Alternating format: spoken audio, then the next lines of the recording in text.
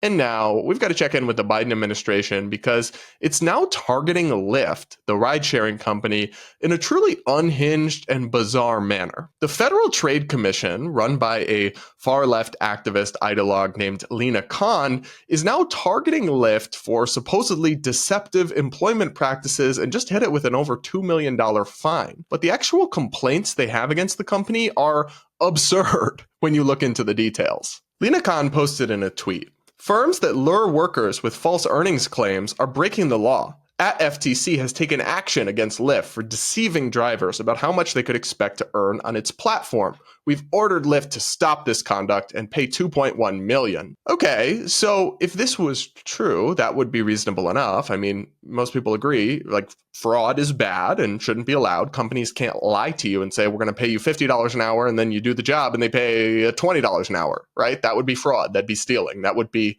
something that should be illegal. But as you'll come to see, the details of this story are not that. Lina Khan explains in this Twitter thread that in 2021, Lyft faced a shortage of drivers. It responded with a marketing campaign that routinely inflated how much drivers could expect to earn through its platform, sometimes by as much as 30%.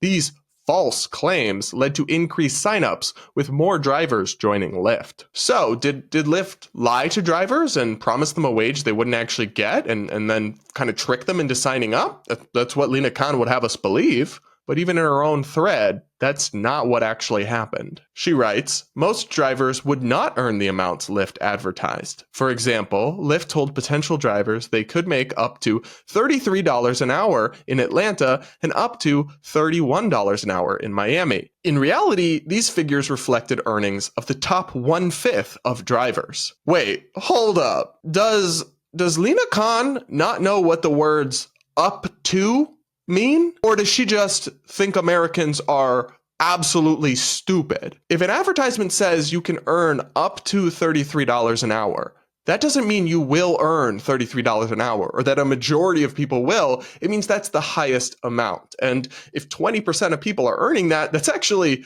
kind of a lot. I mean, you could technically make that claim and it would be true, even if 2% were earning it. So it is not a false advertisement in any stretch of the word. Lyft said something factually true, but maybe optimistically framed to encourage drivers to sign up, and now they're being fined and punished by the federal government and fined millions of dollars for making false claims by stating a truthful thing. The math here is not mathing.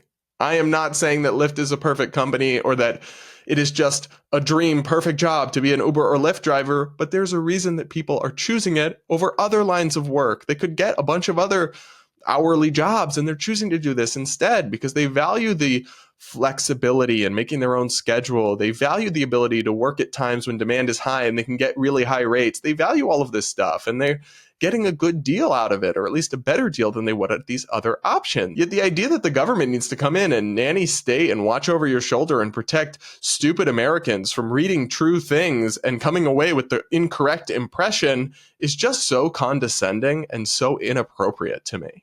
And this isn't the only example where Lyft is being punished but didn't really do anything wrong. Lina Khan explains, Lyft also enticed drivers by promoting, quote, earnings guarantees, which supposedly guarantee that drivers would be paid a certain amount if they completed a specific number of rides in a certain time, like an offer of $975 for completing 45 rides in a weekend. Okay, so Lyft offered people a guaranteed earnings. If you do this number of rides, we guarantee you'll earn at least this much. And then what? Didn't pay the people or paid them less than they said they would? No, they paid them exactly what they said they would be paid if they completed that number of rides. According to Lina Khan's own complaint, she wrote, in reality, Lyft would only pay drivers the difference between what they actually earned and Lyft's advertised guaranteed amount. Drivers were clearly deceived, with tens of thousands reporting that Lyft's claims had misled them. What? So let me explain. Lina Khan's complaint, this top Biden official who's waging this war on all these different companies, including now Lyft, she's upset because Lyft told drivers, for example, if you complete 20 rides, your minimum guaranteed earnings are $500, let's say. And then if they completed the rides, but they only made $400, Lyft paid them $100. So they met that guaranteed earnings of $500 for 20 rides. She seems to think that in that scenario, they should have been paid $900, like a $500 bonus on top of completing the rides. But that's not what minimum guaranteed earnings means in plain language. Now, I can understand how maybe some drivers got confused or misunderstood what that meant, but it was clearly expressed in the language that Lyft used. They didn't say it's a bonus award or a added completion prize or anything like that. They said minimum guaranteed earnings. The least you will earn from completing these rides is this amount. And then they fulfilled that exactly. But now the federal government is punishing them for misleading and deceiving workers. Am I insane? Am I the crazy one?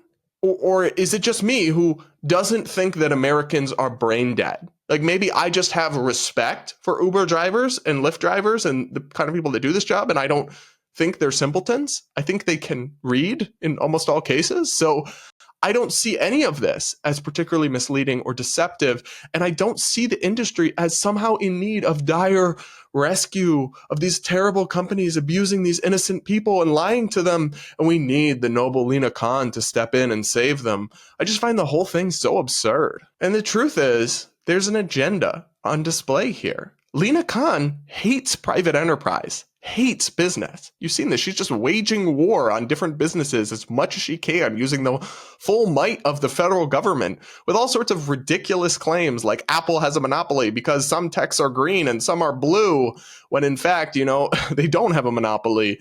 It's crazy. And it's this ideological capture of the federal government that's supposed to actually be cracking down on fraud or where consumers are being scammed is instead punishing businesses they don't like to save consumers from misleading claims that don't exist. The Democrats are having a little bit of a civil war right now over the future of Lina Khan if Kamala were to win and there was to be a Harris administration like a Biden 2.0. Do they keep her or get rid of her? And you have the far left socialist types who love this woman, but somehow even freaking Republicans have praised her, some who apparently also hate capitalism and hate private enterprise. Yet you have more moderate, business-oriented Democrats like Mark Cuban say, no, we got to get rid of Lina Khan. She's doing a terrible job. She's attacking business for no reason. She's hurting the economy. She's forestalling innovation.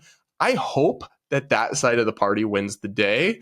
But I am pretty skeptical that will be the case. I really am. What do you guys think? Do you think Lyft did something wrong here? Do you side with Lina Khan? Let me know in the comments below.